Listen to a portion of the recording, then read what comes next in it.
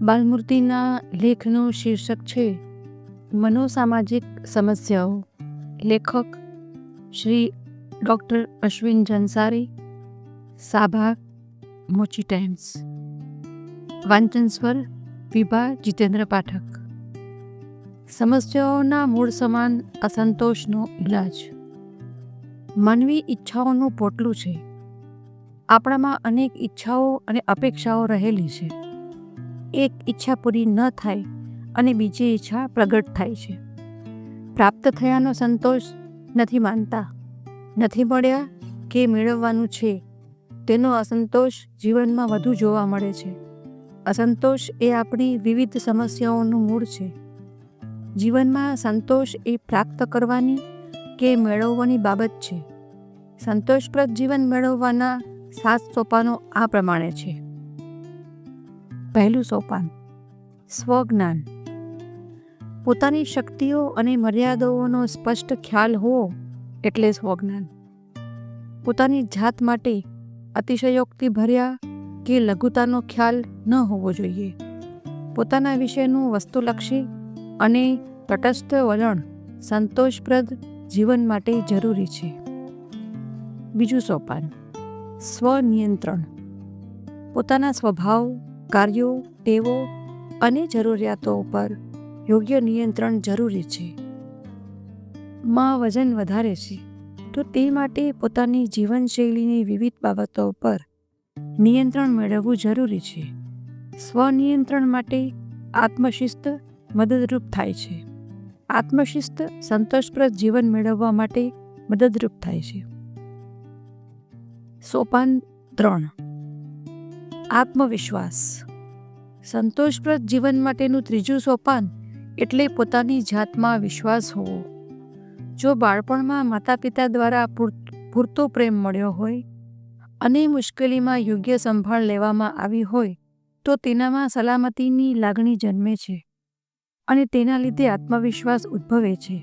તે બીજાઓમાં પણ વિશ્વાસ રાખે છે, જે સંતોષપ્રદ જીવન જીવવા માટે ખૂબ જરૂરી છે. ચોથું સોપાન, અંગત સંકલન. સંતોષપ્રદ જીવન મેળવવા માટે વિચારો, ઈચ્છાઓ, આવેગો, આદર્શો, પ્રેરણાઓ વગેરે વચ્ચે યોગ્ય સંકલન હોવું જરૂરી છે.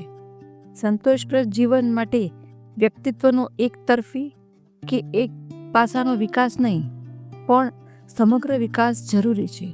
માત્ર પૈસા કેન્દ્ર નહીં, પણ સ્વવિકાસ, કુટુંબ અને સમાજ કેન્દ્રી બનવું જોઈએ.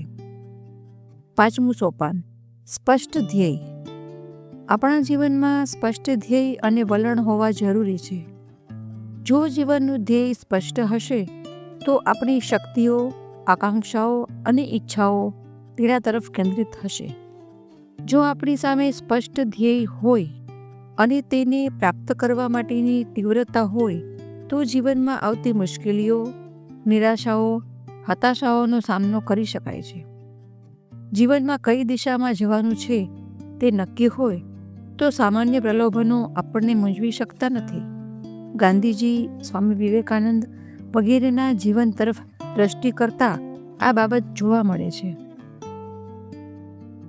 છઠ્ઠું સોપાન, સમસ્યા ઉકેલનું વલણ. સમસ્યા વગરનું જીવન શક્ય નથી. સંતોષપ્રદ જીવન માટે સમસ્યાઓ પ્રત્યે કઈ રીતનું દૃષ્ટિબિંદુ રાખવામાં આવે છે અને તેનો ઉકેલ કેવી રીતે લાવવામાં આવે છે તે બાબતો સમજવી મનોવૈજ્ઞાનિક દ્રષ્ટિએ મહત્વની છે.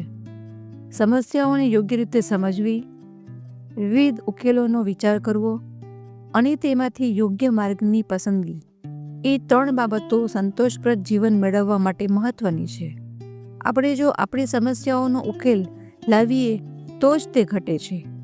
ઓછામાં ઓછી સમસ્યાઓ હોય તો તેવી વ્યક્તિ વધુ સુખી હોઈ શકે.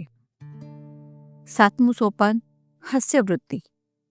હાસ્યવૃત્તિ જીવનના બોજને હળવો કરે છે, મનને પ્રફુલ્લિત રાખે છે. હાસ્યવૃત્તિ ધરાવનારી વ્યક્તિ બીજાઓને જલ્દીથી પોતાના કરી લે છે.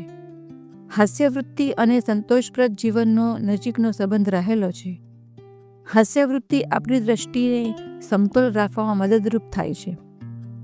આ સોપાનો જાણવાથી સંતોષ નહીં મળે, પણ તે માર્ગે ચાલવાથી જરૂર સંતોષપ્રદ જીવન જીવવા તરફ આગળ વધી શકાય. સોપાનો વાંચવાથી નહીં, પણ સમજીને તેનો અમલ કરવાના પ્રયત્નથી સંતોષપ્રદ જીવન જીવી શકાય છે. તો ચાલો આપણે આજથી અને હમણાં જ આ માર્ગે ચાલવાનો પ્રયત્ન કરીએ. ધન્યવાદ. જય હિન્દ.